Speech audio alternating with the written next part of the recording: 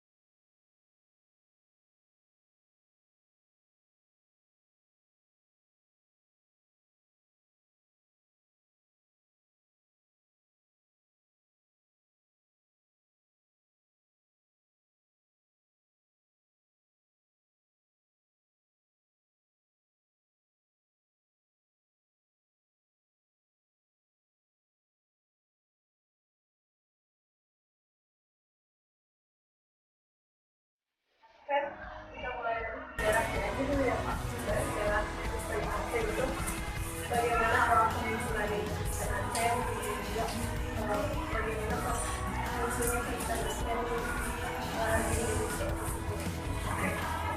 Jadi ini bermula tahun 1844. Nah, sebenarnya gereja Advent itu muncul dari sejarah Alkitab.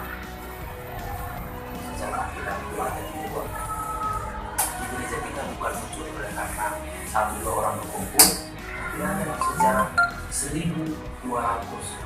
2300 dan pernah. Itu nubuatan dalam Daniel.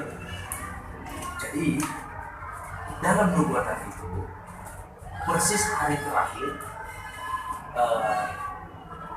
dinubuatkan akan pada waktu berakhirnya nubuatan itu ada yang mempelajari, namanya William Miller.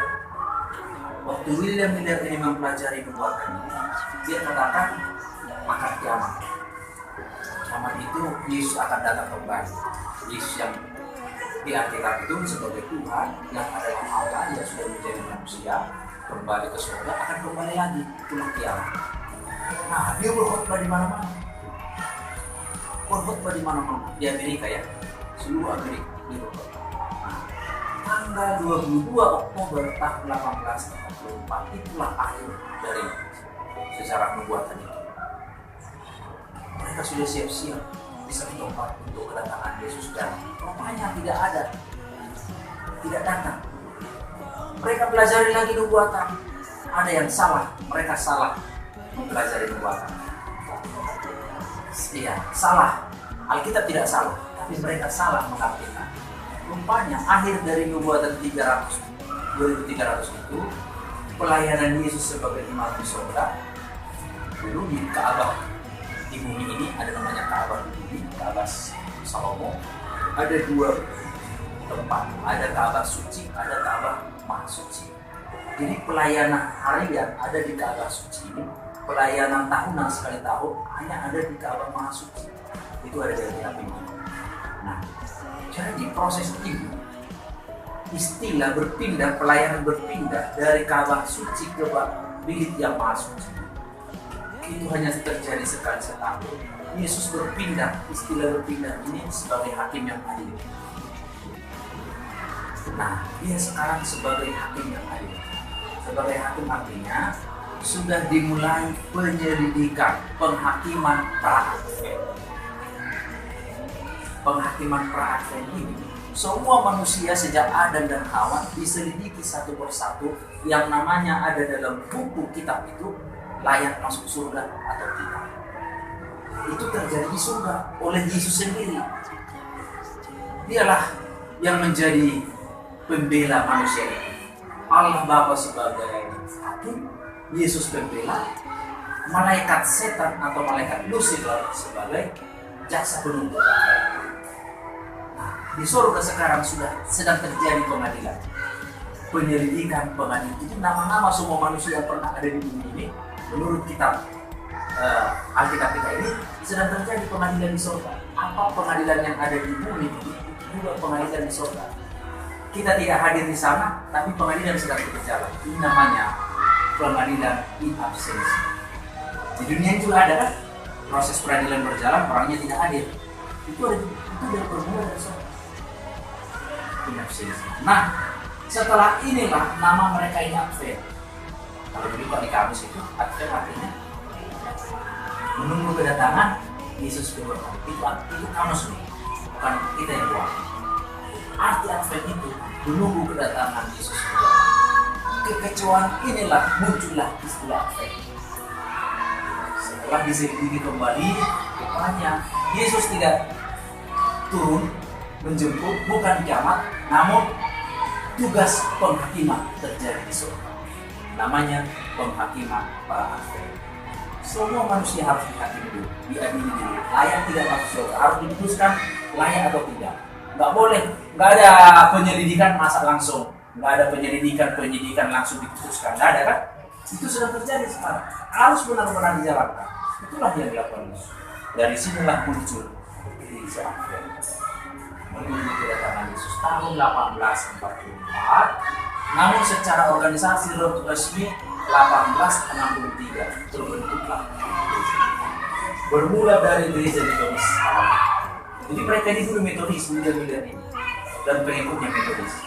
Tapi muncullah Seventh Day Adventist Church. Oke. Jadi kira-kira itu menurut Kristen Advent Yesus itu akan datang ke bumi setelah penghakiman surga itu berakhir, ya.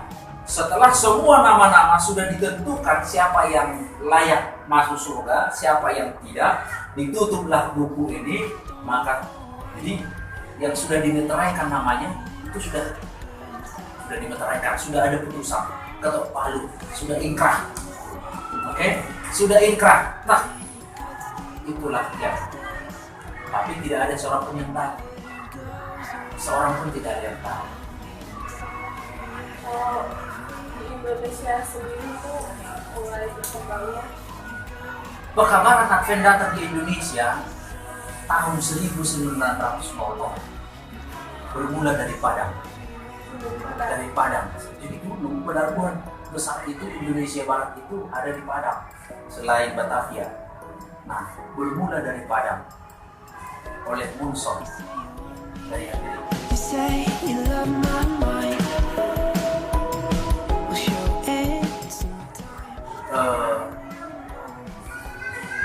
Baru 3 tahun ada orang yang baptis sama sekali. 3 tahun setelah itu pun hanya 2 orang. Ya, yang bernama Karl Tabuna, yang kedua Immanuel Siregar. Jadi orang Batak Advent pertama di Indonesia. Kedua orang Batak ini pindah ke Jakarta tahun 1905. Jadi mereka ini masih muda sekali. Mereka belajar bahasa Inggris, bersekolah di Semogu, pindah ke Batavia ke Jakarta. Di Jakarta bertobat 2 orang. Ada orang Ambon, ada orang Manado. Orang Ambon kembali ke Ambon, orang Manado kembali ke Manado. Makanya di Manado juga banyak orang. Jadi mereka ini yang Mereka inilah yang menyebarkan. Orang Batak ini tadi ada 1 orang di Jakarta, 1 orang di Sumatera. Yang Siregar ada di Jakarta. Jadi keluarga Siregar, Immanuel Siregar ini jadi orang hebat. Mereka tinggal di Sumatera dekat Rumah Cendang. Tahun 1900. Dia jadi orang hebat. Termasuk keluarga kami.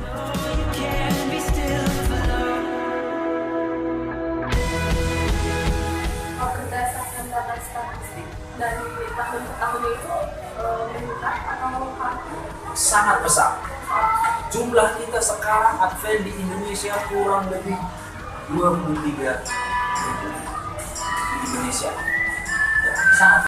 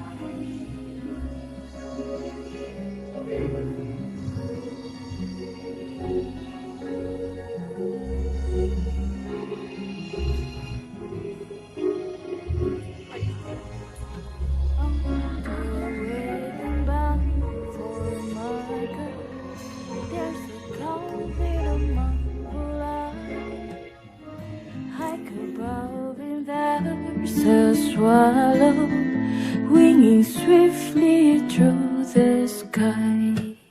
How the winds are laughing, they love it all their might. Love and love a whole day through, and half the summer's night. Dona, dona, dona, dona. Dona, dona, dona, dona, dona, dona, dona, dona, dona, dona, dona.